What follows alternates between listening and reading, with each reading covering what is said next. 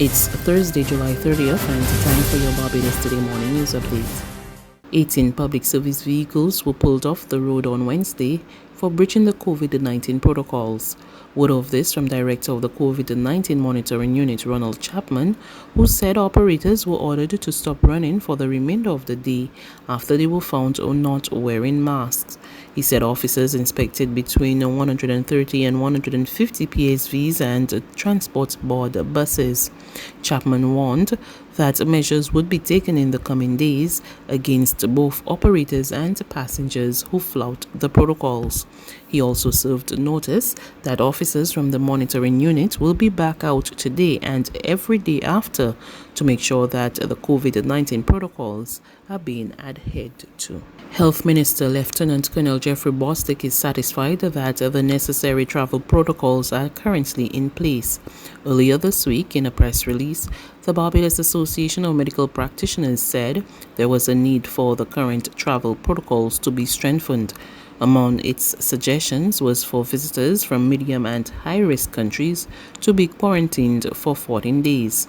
However, Minister Bostic said while he had read the release and understood the BAMP's concern over the need for stricter measures, he was confident government was making the best decisions. A random or ad hoc operation. We're not being reckless. This is being very carefully and meticulously planned and executed. And we have different measures in place and different steps to be able to capture persons coming into the country. Is the system 100% perfect? No. But I'll tell you what, we're going to give it 100% to make sure that we capture all persons coming into the country. And it has been working very well so far, so that although I have heard what BAMP said, at the end of the day, we have to balance this situation. We are fighting a pandemic, yes, but there can be a greater pandemic of sorts if at the end of the day, the social and economic implications for the vast majority of Barbadians, if we do not also deal with that.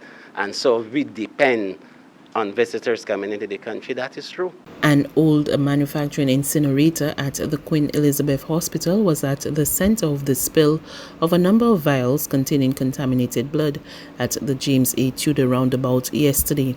The incident resulted in the closure of Halls Road, St. Michael to vehicular traffic as the area was cleaned and sanitized. The QEH Executive Chairman, Juliet Bino-Sutherland, spoke to Barbados Today about the incident and revealed that the incinerator had been repaired in 2018 but had been given about 2 more years to remain operable. We were able to do full investigations.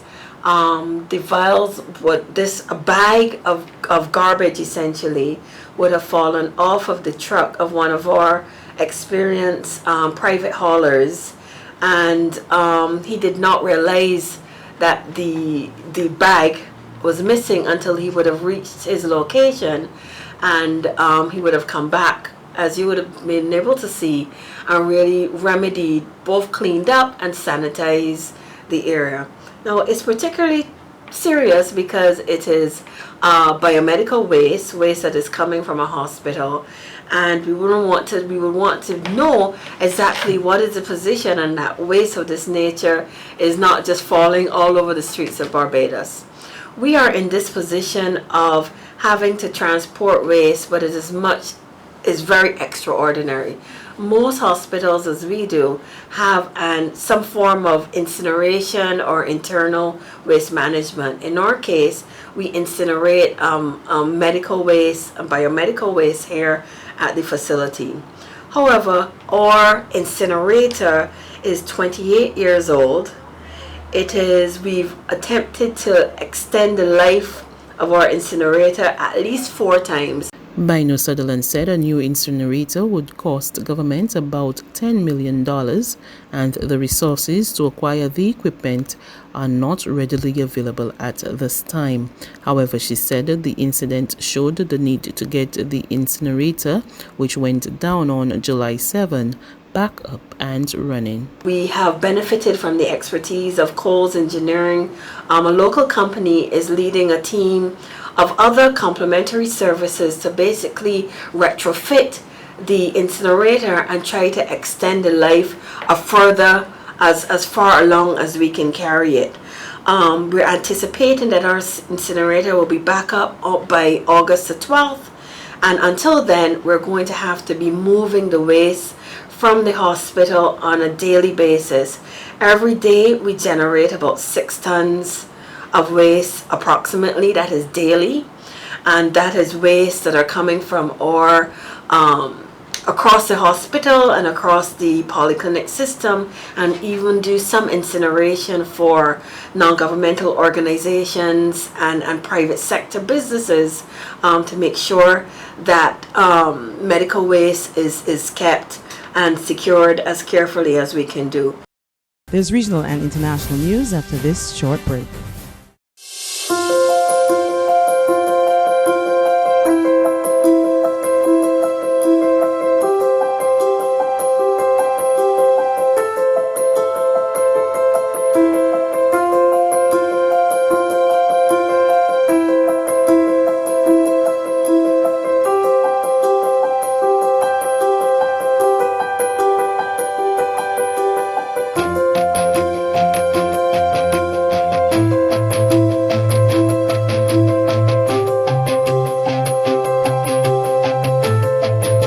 Barbados Today, news you can trust.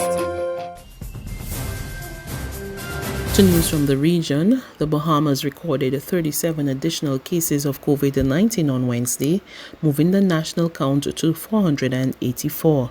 Grand Bahama has the most cases with 243, followed by New Providence with 185 confirmed cases and Bimini with 21. At the same time, the country's nurses union is demanding that a number of its members who were reportedly exposed to COVID-19 patients be tested for the virus.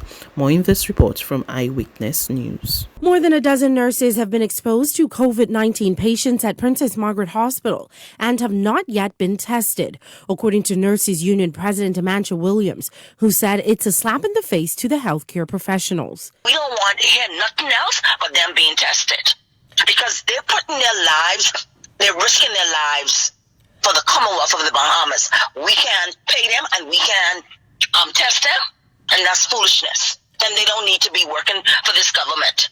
And you're testing the patient and not the nurse. Then the nurse then obviously thinks that you have the interest of the institution rather than her and the patient together. The two you're supposed to have at your best interest. And plus, she's not getting the equipments to work with. These nurses that exposed said, all I had was a plastic apron, a mask, and gloves. I didn't even have a yellow gown to cover all of me. And then I'm going home to my relatives, exposing them.